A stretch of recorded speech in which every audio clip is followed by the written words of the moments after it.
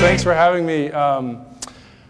When Jonathan approached me, Jonathan and Ryan, to speak today, wow, there's a lot of fucking people here. How dare it is. I thought a lot about Creative Mornings. I've come to a lot of these. I think I've actually been to one in a different city. And I thought a lot about this format and how we kind of come here and we sit and we listen to someone talk. And so I tried to shake that up a little bit, and I thought about the idea of a reality party, because I don't know what that means, and I think it would be amazing if we all had a reality party. So how I try to think about that is through a few reality experiments. So as you see, there's a few around the place, but first I'm going to do this really, really strange thing that I've never done before, but I'm going to try it. So if you don't know much about Periscope, Periscope is this app that basically lets you change your reality and put you in somewhere else. So I am going to put all of you guys somewhere else for a little while. What I'm going to do is I'm going to start this broadcast, and then I'm going to pass my phone around for the entire time. And so this is going out on New Raleigh. You guys will be broadcasting this however you want. Try not to drop my phone. If my wife says something, don't respond. And then if you get tired of listening to me talk and looking at me, you can go back, and this will be streaming on a screen back there. Try to keep it vertical, because some reason that you can do Periscope horizontal, but so I'm going to start with you. Is this okay? Just do whatever you want. If it stops, let me know, and we'll switch it up. So just film me, film Miller here. Okay, so that's reality experiment number one. Reality experiment number two, this bunny doesn't want to see it, but I think you guys should, is in the center of the room, there are 3 pedestals. And on these pedestals are 3 Gear VR. Inside of there is a virtual reality video that won't let you leave this place, but it'll change your perspective on this reality that you're seeing here right now. A bunny might be involved. I'll let you come. So you can come see. My Myriad colleague Elise is helping out. So please get up and do it now. Don't worry about sitting in your chairs. You can sit at your chairs at other Creative Mornings, not today. And so go see that. It's fun. There's headphones. It's weird. It's fun. And the third one is, I don't know if you've ever seen this, but this is this really awesome technology called Tilt Brush. It's also through Gear VR. Thank you, Angela. Down below, I asked the guys from Horizon Productions to bring a Gear VR. So they have this thing set up. So if you want to go back there and ignore me again, you're welcome to. And you can basically paint like this in 3D space. You can walk through it. You can get all around. So those are the experiments we're going to play with today while I'm trying to talk about stuff too.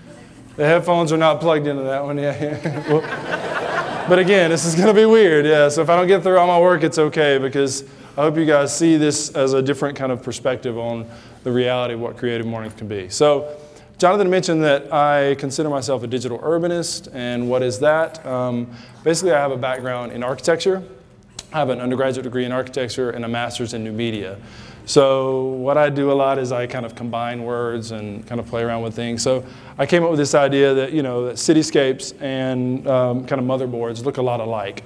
And so, I respect Le Corbusier, who's a really famous architect, as much as I do media theorists like Marshall McLuhan. But I think that, all of these people that I do respect, like, they tend to take their perspective and their work, and they tend to expand the reality of it to make, it's so funny. They tend to make their work expand the reality of the situation. So first one I'm going to talk about is a little bit of work that's influenced me. It's going to kind of be across a lot of different genres. And we're going to talk a lot about people that have influenced me that I think expand their own reality of their own genres. So first, we unfortunately lost 2 people who I respected a lot, who basically challenged the status quo of music, of gender identity, and essentially the reality of what you can be as a human. And so, Bowie and Prince to me are just kind of shapeshifters that were always pushing forward and questioning their current status and the status quo to create essentially new realities inside of the music world. David Blaine is a magician that a lot of people hate, a lot of people respect. I was able to go here and see him in a box for 40 days, drinking only water above Tower Bridge in London.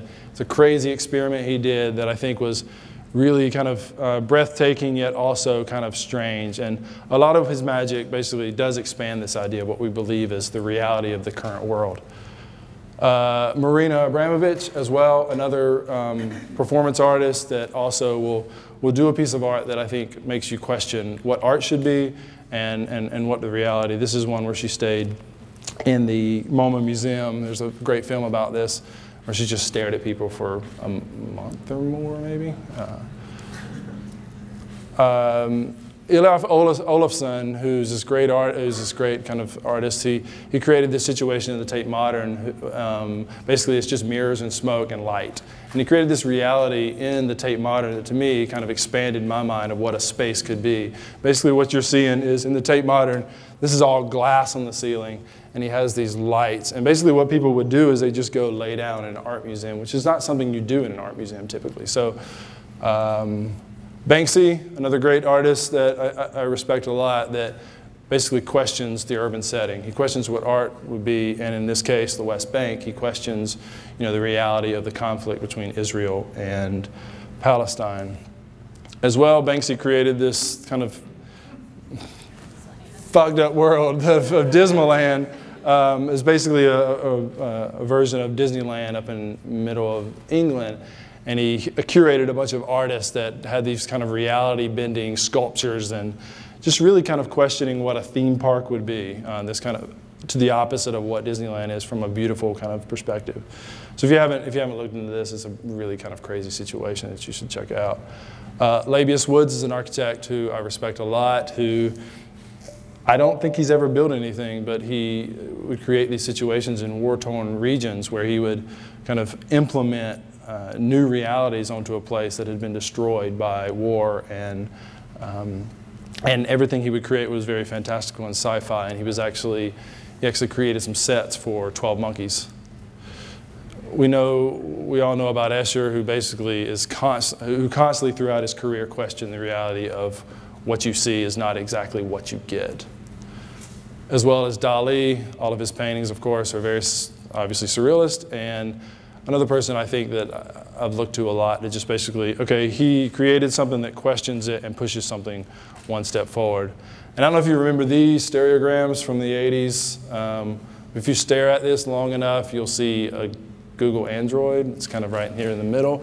But to me, these are really fascinating that, again, it's a piece of art that it's not surface deep, or it's not surface deep. There's another dimension to it. So the reality is, this is not actually what this is about. There's something, you have to blur your eyes and cross them to see that there's a little Android guy inside of here. So sci-fi films as well. This is one by David Cronenberg, Existence, which question the reality of, you can create this situation where you port into the back of someone and kind of go into this game world and that's potentially fatal. Being John Malkovich, another film that I've watched a lot. It's all about like taking you and putting you in one place and then kind of escaping the reality of being in your own mind but going in someone else's mind. The Matrix gave us blue pill, red pill. Which reality do you want, And the precogs of Minority Report tried to say, okay, we know the current reality now, but what's going to happen in the future? So this was something that's always kind of resonated with me, that kind of predicting what the future is and noticing trends and seeing what we can create. And I couldn't talk about reality without at least mentioning the Red Room from Twin Peaks, which is, if you haven't seen the show Twin Peaks, it's this kind of weird zone of reality, dreamscape, that I think, to me, has always been this like kind of weird influence on me. And so all of these people that I've mentioned, these artists, designers, musicians, to me are always questioning the reality of a situation to push something further than what it is. And to me, when they do expand this reality, they create a unique style around things. So Bowie's music, we know what it sounds like. Prince, we've heard a lot about that lately. If I say the word Dali or Banksy or any of these, you immediately create a style in your head. And I believe that's because they challenge the norm. And so back to this idea of digital urbanism, again, they're two completely different kind of situations, but I believe that there's this kind of middle zone that is kind of contradictory, but what I've tried to do with my work is try to find that middle zone and figure out exactly what it means to question both of these situations, just our current media. Water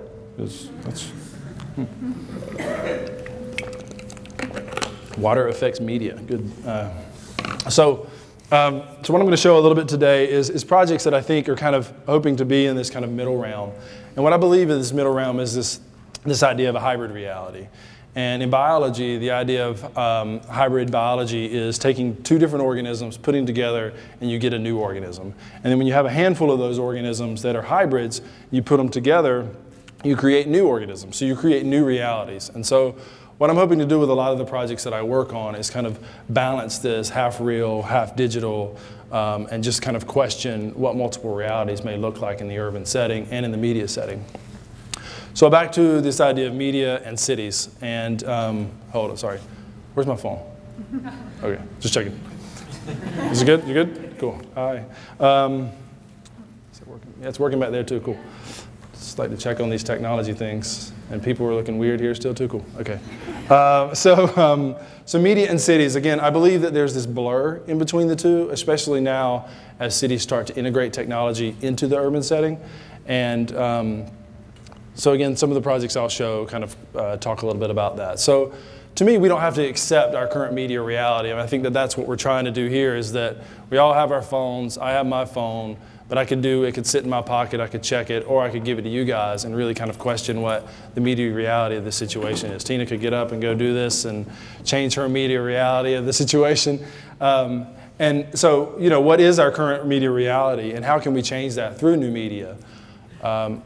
I believe you can do that through media infrastructure.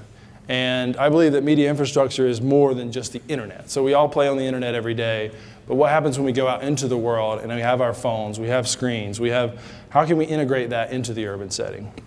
I believe that Kate Asher has this great book about the anatomy of the city. Well, it talks all about the infrastructure from the ground up, from sewer systems to steel constructions to roads. I believe we kind of have to consider that in our urban settings through our media. And so we could do that through, this is a project that I worked on many years ago, through what I consider highway media infrastructure. So this is my undergraduate thesis that was called For Motion, and basically what it proposed is this is like a 15-year-old project that I haven't shown in a long time. So, but what it talked about is how do we overlay technology on the highway system. This was before the iPhone. This is like kind of in that zone of like the BlackBerry, remember those? And how you would kind of drive down the road, and how can you kind of interact with the internet at the time. So what I try to do with this project is kind of create this network of kind of what I call digital oases on the highway along Interstate 85. And it's this kind of crazy project that had these kind of oases, and it had zones where you could basically get off the highway and interact in a media zone, much like these people are doing in the middle here. And so again, it was kind of creating this hybrid reality of what the interstate was supposed to be. So this is totally disruptive. I don't think it would work, and it's absolutely bonkers. But I think it's good to think about these things and see where we can kind of integrate them. So we have current billboards. So this project proposed the idea of a billboard that would actually go over the highway, across it, and we'd be full of media. Like so many people would crash their cars, and I think that, but this wasn't a real project. So. But it was, again, testing the idea of what media infrastructure can be on a highway. These are just some crazy drawings from that. And the last piece of it was then, okay, so sure we can do that along the highway, but what happens if we then take and start wrapping buildings with this media too, which is some of what you're seeing now as people starting to integrate screens on buildings. So this is starting to think about when you interact with a building, how can you then create media and inform the world through information or other aspects of technology. So it was kind of a mediascape that I kind of created in this project. And I believe that, and I'll talk a little bit about this in a minute, but I believe that buildings are a platform or a surface for media, information, and especially color. I think that I'm a minimalist, as it may not seem, but I do believe that there are situations where these things are applicable in the urban and/or highway situation. So I'm going to show a quick video. It's just really short, and I probably won't show it all, but to just go back a few years of how I was trying to think about media and questioning media, and that media was kind of starting to, again, 15 years ago, before the iPhone kind of skewered our idea of reality, just kind of starting to think about how media was just kind of infiltrating our brains. You good, sound? Okay. How could I change the world if I can't even change myself? How can I change the way I am?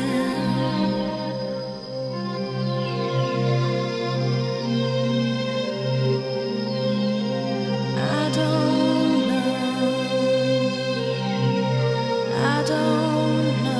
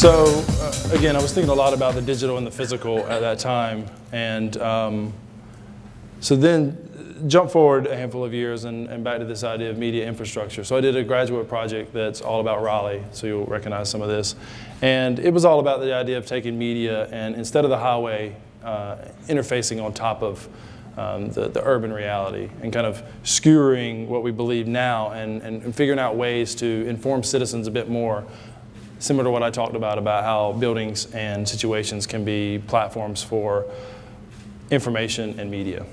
So I'll show another really quick film, and then I'll talk about this project. But this is from Dick's, and I had the great opportunity to play around with a drone for a little while and kind of think about technology and how to kind of film the urban setting.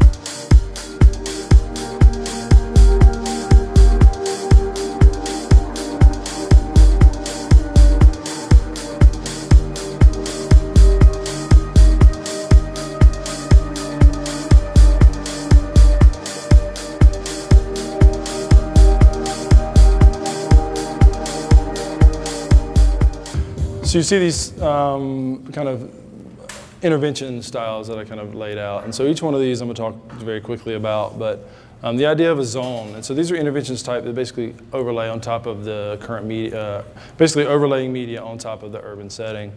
And the first is a zone, so I made these kind of situations where we could create, similar to the Wi-Fi we have now, and overlay certain zones around our city and kind of create a technology kind of blanketed overlay. And what this would look like is basically like Fayetteville Street or NC State. We could have these zones where anyone could connect to the internet and be more informed about things happening in the kind of local environment. The second is the idea of a corridor, which kind of mimics the idea of a street structure. And these were kind of major pedestrian corridors, and how could we take technology and integrate that into those zones? Well, the first would be we take something like Fayetteville Street and we start wrapping the telephone poles with technology, and each one of those starts to, again, you can connect to those and inform and change your reality and put you anywhere you want to go. Or people like the city of Raleigh can tell you about when a city council event is happening, or someone could sell you, give you a coupon. Same thing on Hillsborough Street. How could we kind of create these again? We have this urban reality. How can we overlay this media infrastructure to kind of change the way that we use a technology that we're almost ignoring right now? So how can we make sure to kind of integrate those? And again, questioning the media reality we have now. Again, back to the coupon idea. So the third is an idea I've been toying around with a long time, especially from that previous project, which is the idea of a direct connection. So what if you were outside of CAM, but you walked up, but you were actually seeing what was happening inside of NCMA? And so again, your reality is kind of like switched. You're like, oh, I thought I was going to CAM, but actually I could see what other people are seeing over there. So it kind of distorts what an art museum will be. It distorts the idea of what media could be and what screens and building envelopes can be. Same thing at NCMA, what if you could see inside a CAM? I think it'd be pretty amazing. Again, totally disruptive like all this shit you see out here, but you know, again, it changes your experience, changes your reality, and you can basically see into other exhibitions from being in one, so you can kind of get 2 for 1. Same with Hunt, you can start connecting different NC State college campuses through these kind of idea of media overlays.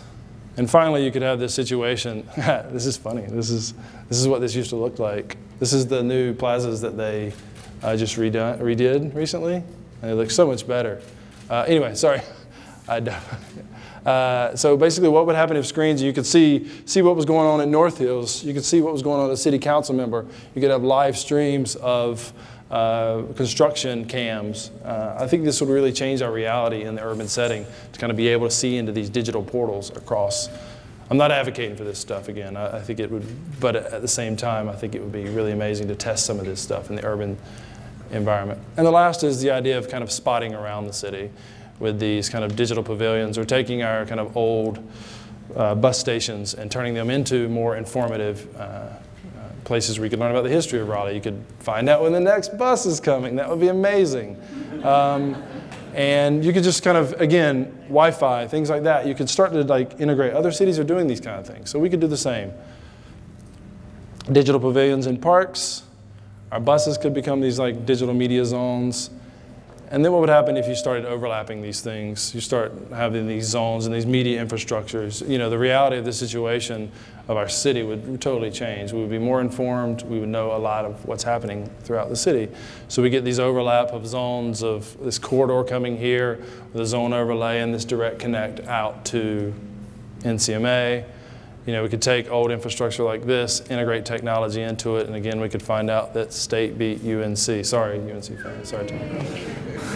It's just, let's get the crowd. Yeah, so anyway, tickers, you know, like Twitter. We could integrate Twitter. The City of Raleigh's Twitter account could go right here and tell us what's happening in the city. We could make these weird zones into, you know, nature. We could see out into nature from the urban setting. And finally, places like City Plaza, which has this kind of blanket overlay, but the internet barely works there. You know, we could start integrating more technology. So, you know, it could look like this if you overlay, but, you know, you could keep going and basically expand this media reality outside. So another thing I think to question our media reality is obviously something I put here, which is the idea of virtual reality, which, like these projects, takes you and puts you somewhere else. And it questions the idea of what we believe is our reality, but it also expands our mind a lot, like the people I was speaking about earlier. So we're doing, at Myriad Media, we're doing a handful. This is actually the bunny. This is what you see in there, by the way. You see a bunny dancing around this space to give it away. We're doing a lot of experimentation with VR at Myriad. But what we're trying to think about now is like, how can you take a media like this and what happens when you have 360? What can you do that layers new types of experiences on this? So it's not just a replication of your current kind of reality of a situation. So we've done that by experimenting with filming bands at the State Fair, Love Language, and Spider Bags. And you can see these on the Myriad Campsite website, some stuff we're playing around with. So you get this kind of 360 view of a band, and we've interviewed a handful of people around the city to basically put you into their setting and their reality from your own phone or from your own computer. So again, it's this, back to this idea of the direct connect or these others. You're kind of porting people over from their reality into a new situation. As well, we're working with some folks like Hopscotch Design to kind of come up with some ideas for how to think about design inside of 360 space and how can you think outside of this kind of standard reality box for an event like Hopscotch Design. So that's a little bit about the kind of media reality and how we can kind of overlay that on the urban sphere. And again, like I said, there's these overlaps between a lot of these situations. So a lot of the projects that I've worked on here in Raleigh have questioned what the reality here is. Raleigh, we can, oh, there's my phone, I think, right there. Sorry, I keep getting distracted by this. So we can accept our city, right? A lot of what we do is we just go about our day and just accept exactly what's going on in our city. We can say, yeah, that's great. That's great that this is a big construction site, like Gab said. But we can also try to figure out ways to question that reality. And why would we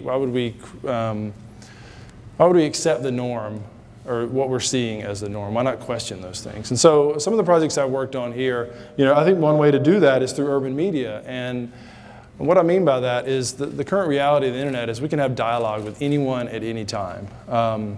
With the rise of the internet, basically we have this parallel rise of conversations happening. And so through urban media, I believe that we can have conversations that affect my reality, but they can also create new hybrid realities, something I spoke about earlier, that they can then spawn new things and create really fascinating projects. And so that was kind of the impetus for the Project New Raleigh, is the idea that 5 20-year-old dudes were questioning what was happening in the city at the time. And we met at the Mitch's bar, we had a few beers, and we said, the current urban reality here is things are about to change. Fayetteville Street's about to happen, and with this renaissance is going to come conversation. And so we ran this blog thing for a little while because it's kind of what the trend was at the time of how to create these kind of urban conversations. And we were all kind of digital people, digitalist or whatever you want to call it. And so we started documenting and kind of questioning the reality and covering this gap of what other media outlets were not.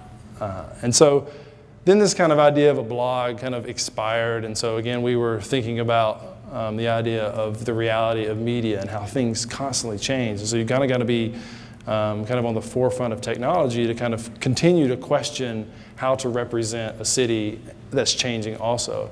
So we decided to shut this blog down and we moved to social media, which was kind of hot a few years ago. It still is, but. And so we tried to figure out ways to document the city and get directly to the people, because with the blog you have to do these you have to pay me to keep it up and you have to do all these things. Where social media is free. All of you are probably 99% of you are on Facebook. So it's a great way to have conversations and again to question the setting and how we can really think about and create new projects and question the urban media. So we've played around with Facebook, and as new technologies come on, like Instagram, a great way to show news. I think that something we've also tried to do is question what are other news outlets not using and why are they not using them? To me, Instagram is still an untapped urban reality in our city, that a lot of news outlets are not using, and it's an amazing resource. You show a picture, you tell news. It's a great way to tell stories. As well as Twitter, which is pretty commonplace in the reality of the media sphere now. And it's something that we just think is a great way to rethink kind of an urban setting and have these conversations. And so what we're doing now is kind of trying to move not necessarily move past those because those are still huge, but what are the other technologies coming? How can we question and pass around your phone at a place to really kind of, show a bunch of, I don't know how many people are viewing it, but it doesn't matter. In a way, you're starting to show this reality to someone else, and how can we question some things that I periscope lately, like, the air horn orchestra that was is going on every week, the protests and things like that. Those are a different way to show media than like documenting it and then cutting that segment. Those are things you want to see live. Those are things you want to get inside of, and you can't be there, and you can kind of port yourself over to that reality. As well as Snapchat, which again, people are jumping to that trend, and it's basically, it's a lot like television too. You're basically porting yourself into other people's lives. So how can you use something like this to change the conversation of urban reality? And so we're still trying with this one. This one's kind of a Wild West still on how to kind of reach people. But to me, this is just a way that we can kind of question the urban reality that we have here. And so that's through urban media. And the second one, I believe, is to go back to some of the influences I mentioned earlier, is this idea of urban art. And so what does that mean in a setting, and how can we take buildings, wrap them with color, wrap them with media, and really question the urban setting and make this city, again, that's growing, much more beautiful. So a project that I had an amazing opportunity to work on was the Shimmer Wall. And I was back in my architecture days. Back when I was an architect, I worked on, I was like a 26-year-old dude. It was kind of weird, but I worked at Clearscapes, which is a block over, an architecture firm that's done some amazing work here. And so we started questioning the idea of what the building surface could be for the convention center. And the reality of that situation was that there was HVAC on the building that we needed to hide. And so I don't know if you guys know that, but that's basically the reason for the Shimmer Wall, is just to hide all the HVAC. So it's this kind of reality portal in a way that you've got this beautiful piece of art. And so what we decided to do was kind of come up with some ideas. So you're seeing these kind of for the first time of what else it could have been. But we came up with these tons of different ideas of how do you represent a city through urban art, and how do you kind of create, this has kind of become an icon in a way, and it's really awesome. So what does that image have to be to kind of create this urban reality of how we're seen on postcards and on the news media? So we came up with a bunch of options, and then it was this kind of conversation and this dance about how do you document physical objects and then put them in the kind of virtual space and then put them back on a building as urban art. So this is actually the tree that's in Oakwood Cemetery.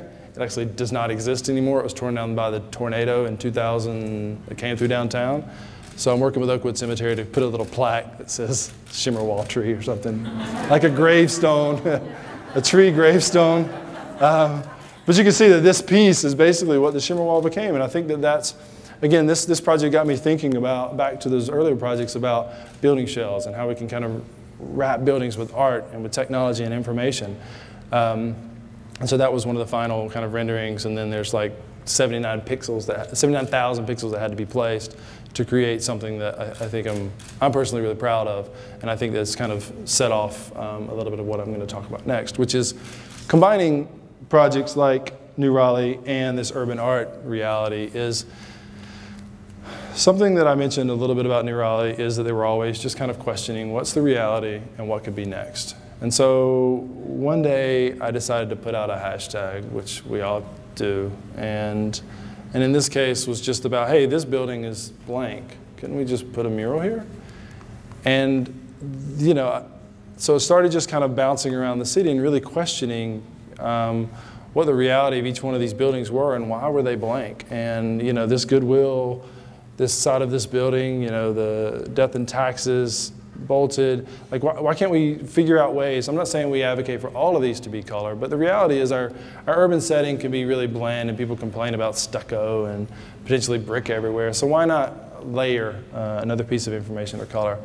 So that project was, so it went from this idea of this hashtag reality to a bigger project that I've had the benefit to work on with a partner of mine to kind of question this reality of urban space. And just over time, we've been able to kind of talk with some folks at Shaw, work with them on getting some murals and expanding kind of this urban environment and this kind of derelict situation and kind of changing the conversation of what that looks like and implementing a new reality, the history of Shaw in a situation that was much less beautiful than it is now. As well, the NCMA approached us to talk about this idea of Escher and how do we kind of market the Escher exhibition. And so back to the idea of people that I believe that are kind of changing the conversation about reality and expanding on what our current reality is. Escher's, top notch. And so what we decided to do is kind of think on Escher's model and break it all apart. And so rather than just do one mural in place, we try to just scatter things around to kind of make people kind of piece this all together. And so we created 7 murals, and we also decided to think about what a mural means and what urban, and go back to the idea that color, it doesn't have to be color and beautiful imagery, it could be information. And so in this case, it was information. It's as much information as it is a mural. And so we started questioning what a mural could be, where it could be, again, back to like, what is urban space, and questioning kind of our urban reality. I believe information can kind of be integrated all through in a very specific kind of beautiful way. And so this was a really cool project that, doors, ceilings, like walls, inside of places, outside, fences. And, again, this hashtag started kind of, this was also attached to a NCMA Escher hashtag. And so, it started kind of porting you into these places, and people were able to kind of puzzle this together, again, to kind of create this alternate reality that I believe Escher tried to do. So, again, like, I'm questioning the reality of the urban space. It's kind of what I try to do. People were questioning me questioning the urban reality, which I'm perfectly fine with. I mean, this brings together 2 of my free speech. I love free speech, and I love urban art. So I don't know who did these. Thumbs up if you're here. It's amazing. And it spawned its own little kind of other versions that were kind of created. That again, like, I think that there's this really cool dialogue that one project can kind of set off something, and that we're trying to kind of rethink the urban space with new layers of information. It spawns someone else to do it, and it spawns someone else to do that. And I think there's something really cool about that. And so, but the reality is that some situations don't stay the same. So this is a situation where we put a mural there, but it had to change because a project fell in our lap that we couldn't turn down. And so we worked with Kevin Lyons, this former creative director of Urban Outfitters, and Stussy and a few other places, to come down and do this mural with Truth, which is an anti-smoking campaign. So we're trying to kind of rethink the idea of what a wall could be, and rethink advertising, because you can't have advertisements in this city. And so, again, trying to figure out how we can make things more beautiful in the city. And so we worked with Kevin and Truth and 72 and Sunny. And in the end, it ended up actually being a pair of shoes too, which is really fucking cool. And so these are sold in Journey stores. So again, it's trying to consider, okay, this is a mural, but it could also be a shoe. And so again, part of our urban environment's now on a shoe, and it's kind of this kind of hybrid reality of what can be marketing, what can be a mural, where can it go. And so then at Myriad, we created this quick video that I'll show about that shoe, and this was shown in a bunch of Journey stores. Yeah. Laugh at this.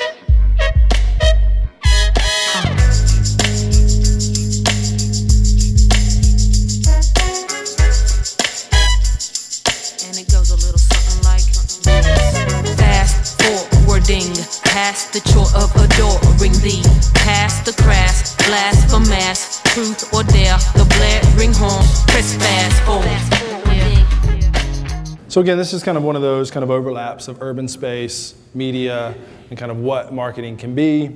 I was kind of a secondary producer on that. It was directed by a guy named Josh Stedman. So with the Rolling Murals project, we're always like looking for walls and questioning, is this what this wall should always look like? In this case, probably not. This wall may not last forever. So we work with Artsplosion to make it more beautiful, and work with the community to create situations that, again, changes what this wall looks like. And in the end, I hope it changes the reality of this urban space. Beautiful.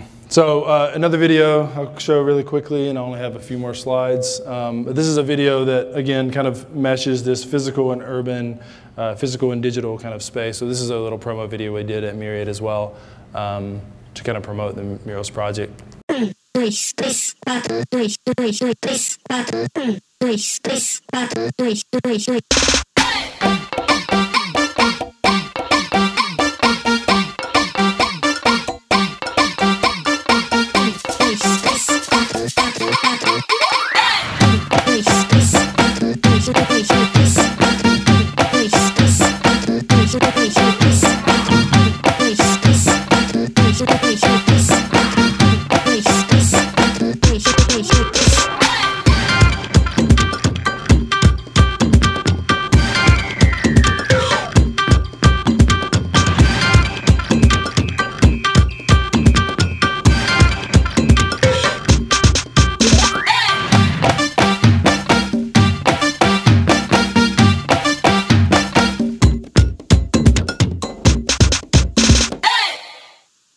So you know, like all the projects I work on, I don't feel that I am the only person that does this. I think, you know, like our city, and the reality is all of you guys, all of the people on the street make New Raleigh happen.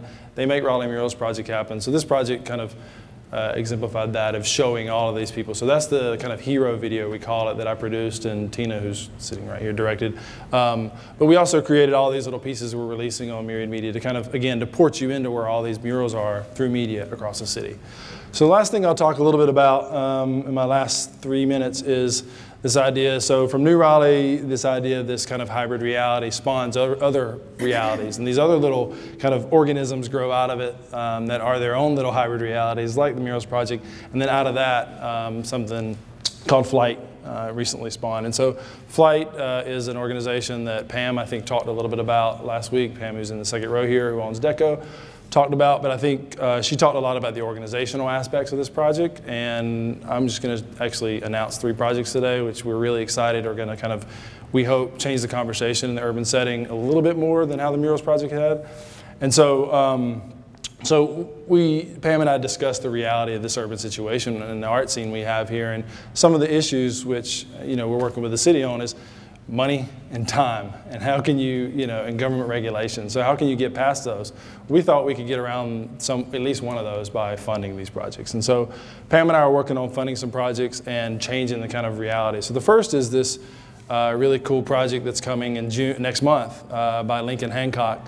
Who's this really awesome artist that is basically going to be this living diorama inside of the Martin Street space on East Martin Street, where we had the pop-up store.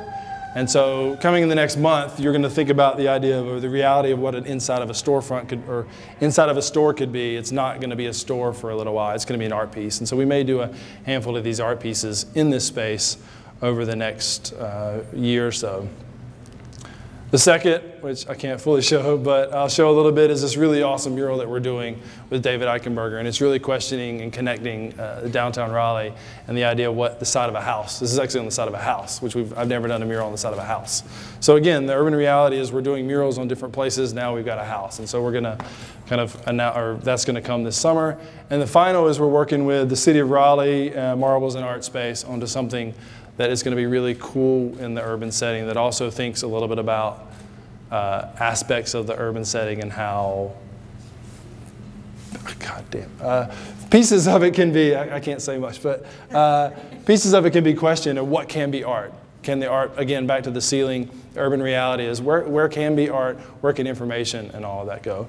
So in closing, I think reality is overrated. I think that the situation that we see right here is really cool, as you can see by these reality experiments I've got going on. So I would, think that you guys should just go make your own little hybrid realities that then inspire you to do new projects and spawn other people. And what I believe in the projects is, I believe kicking off a project that has a certain reality and has a certain thing, but it has a lifespan. It can go away, and that's okay, because the reality of the situation is, things end. Things begin, things end. I'm not speaking life and death per se, but there's a beginning and an end. And to know when that end happens, I think, is very important, as much as to know when something starts. So thank you to Jonathan. Thank you to Gab. Go check out the HTC Vibe thing down there.